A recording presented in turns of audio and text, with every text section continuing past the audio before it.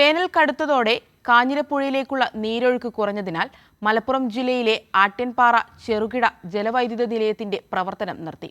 വിനോദസഞ്ചാരികളുടെ എണ്ണത്തിലും വൻ കുറവ്. കാഞ്ഞിരപ്പുഴയിലെ വെള്ളത്തെ ആശ്രയിച്ചാണ് ആട്യൻപാറ ടൂറിസം കേന്ദ്രത്തിന്റെയും ചെറുകിട ജലവൈദ്യുത പദ്ധതിയുടെയും പ്രവർത്തനം. വേനൽ കടുത്തതോടെ പുഴ വരണ്ടു തുടങ്ങി, ഒരു നീർച്ചാലായി മാറി.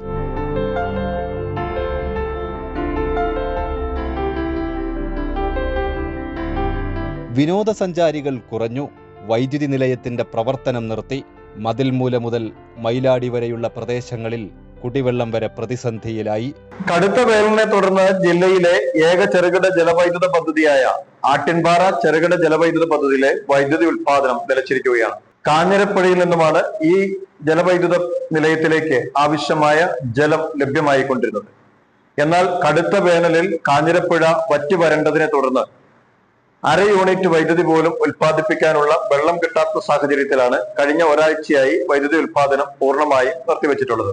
വേനൽ മഴ ലഭ്യമാകുകയും കാഞ്ഞിരപ്പുഴയിൽ ആവശ്യത്തിനുള്ള ജലവിധാനം ഉയരുകയും ചെയ്താൽ മാത്രമേ ജലവൈദ്യുതി നിലയം വീണ്ടും വൈദ്യുതി ഉൽപാദനത്തിലേക്ക് കടക്കാനും ആട്യൻപാറയിലെ ജല ടൂറിസം കേന്ദ്രങ്ങൾ വീണ്ടും വിനോദസഞ്ചാരികളുടെ ആകർഷണ കേന്ദ്രമായി മാറുകയുമുള്ളൂ. വേനൽ മഴ നന്നായി ലഭിച്ചാൽ വൈദ്യുതോൽപാദനം പുനഃസ്ഥാപിക്കാനാവും. വേനൽ മഴയാണ് ഇനിയുള്ള പ്രതീക്ഷ. കൈരളി ന്യൂസ്, മലപ്പുറം.